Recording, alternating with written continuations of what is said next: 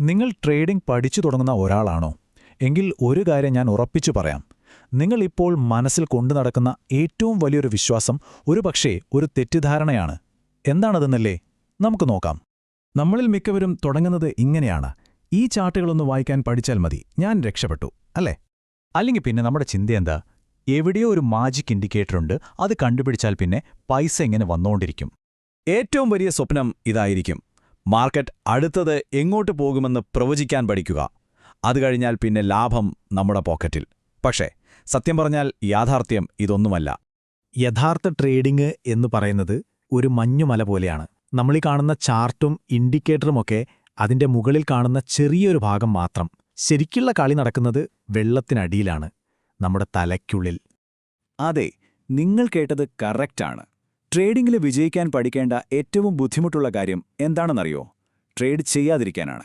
കേൾക്കുമ്പോഴൊരുമാതിരി തോന്നുന്നുണ്ടല്ലേ? വരൂ, ഇതിന്റെ പിന്നിലെ രഹസ്യം എന്താണെന്ന് നമുക്ക് പൊളിച്ചെടുക്കാം. ഒന്നാമത്തെ ഭാഗം, ആ വലിയ തെറ്റിദ്ധാരണ. നമ്മുടെയൊക്കെ മനസ്സിൽ ഒരു സിമ്പിൾ കാൽക്കുലേഷൻ ഉണ്ട്: കൂടുതൽ ട്രേഡ് ചെയ്താൽ കൂടുതൽ ലാഭം കിട്ടും. സിമ്പിൾ. പക്ഷെ മാർക്കറ്റിലെ റിയാലിറ്റി നേരെ തിരിച്ചാണ്.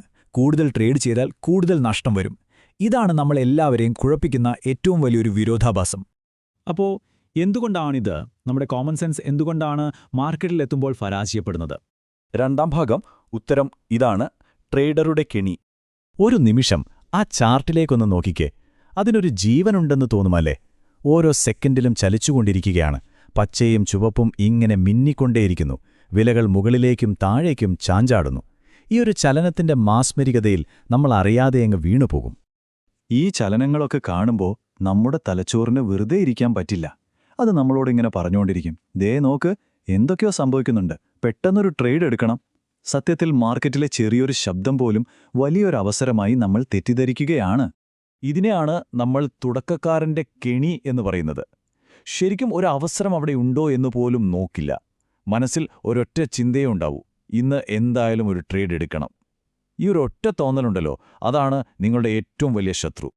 ഇങ്ങനെ നിർബന്ധിച്ചെടുക്കുന്ന ഓരോ ട്രേഡും ഒരു സ്ലോ പോയിസൺ പോലെയാണ്. ഒറ്റയടിക്ക് നിങ്ങളത് കൊല്ലില്ല, പക്ഷേ ഓരോ തുള്ളി വിഷം പോലെ ഓരോ ചെറിയ നഷ്ടവും പതിയെ പതിയെ നിങ്ങളുടെ അക്കൗണ്ടിനെ പൂർണ്ണമായും ഇല്ലാതാക്കും. അപ്പോൾ ഒരു കാര്യം വ്യക്തമായി: നമ്മുടെ യഥാർത്ഥ ശത്രു ഈ മാർക്കറ്റല്ല, അത് വേറെ എവിടെയോ ആണ്. നമ്മുടെ ശരിക്കുള്ള ശത്രുക്കൾ മാർക്കറ്റിന് പുറത്തല്ല, നമ്മുടെ ഉള്ളിൽ തന്നെയാണ് ഇരിക്കുന്നത്. നമ്മുടെ വികാരങ്ങൾ.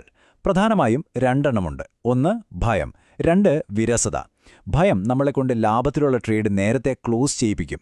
എന്നാൽ വിരസതയോ, അത് നമ്മളെക്കൊണ്ട് ആവശ്യമില്ലാത്ത ട്രേഡുകൾ എടുപ്പിച്ച് അക്കൗണ്ട് തന്നെ കാലിയാക്കും. ഇതിലേറ്റവും അപകടകാരി ആരാണെന്നറിയോ? ആ നിശബ്ദ കൊലയാളി, വിരസത. മണിക്കൂറുകളോളം ചാർട്ടിന്റെ മുന്നിൽ ഇങ്ങനെ ഇരിക്കുകയാണ്, ഒന്നും സംഭവിക്കുന്നില്ല. അപ്പോൾ നിങ്ങളുടെ വിരലുകൾ ആ ബൈ അല്ലെങ്കിൽ സെൽ ബട്ടണിൽ അമർത്താൻ വേണ്ടി തരിക്കും. എന്തെങ്കിലുമൊക്കെ ചെയ്യാനുള്ള ആ ഒരു അടങ്ങാത്ത ആഗ്രഹമാണ് ഓവർ ട്രേഡിങ്ങിന്റെ പ്രധാന കാരണം. അപ്പോൾ വിജയിക്കുന്നവർ എന്താണ് വ്യത്യസ്തമായി ചെയ്യുന്നത്? നമുക്ക് നോക്കാം. ഇതാണ് പ്രൊഫഷണലുകളുടെ വഴി. തുടക്കക്കാരനും പ്രൊഫഷണലും തമ്മിലുള്ള ഏറ്റവും വലിയ വ്യത്യാസം ഇതാണ്. തുടക്കക്കാരൻ ട്രേഡിങ്ങിനെ ഒരു ആക്ഷൻ ഗെയിം പോലെയാണ് കാണുന്നത്. എന്നാൽ ഒരു പ്രൊഫഷണലിന് അതൊരു കാത്തിരിപ്പിന്റെ കളിയാണ്. ക്ഷമയോടെ ഇരയെ കാത്തിരിക്കുന്ന ഒരു വേട്ടക്കാരനെ പോലെ. ഒരു പ്രൊഫഷണൽ ട്രേഡറുടെ ഒരു ദിവസം എങ്ങനെയാണെന്ന് നോക്കാം. അവർ മാർക്കറ്റിനെ നിരീക്ഷിക്കുന്നു. അവരുടെ സ്ട്രാറ്റജി അനുസരിച്ചുള്ള ഏറ്റവും പെർഫെക്റ്റ് അവസരത്തിനു വേണ്ടി കാത്തിരിക്കുന്നു. ഇനി അങ്ങനെയൊരു അവസരം വന്നില്ലെങ്കിലോ? ഒരു പ്രശ്നവുമില്ല. അവർ സിസ്റ്റം ഓഫ് ചെയ്ത് എഴുന്നേറ്റ് പോകും. മണിക്കൂറുകളോളം അല്ലെങ്കിൽ ഒരു ദിവസം മുഴുവൻ ട്രേഡ് ചെയ്യാതിരിക്കുന്നത് അവർക്കൊരു കുറവല്ല. അതാണ് അവരുടെ ഏറ്റവും വലിയ ശക്തി.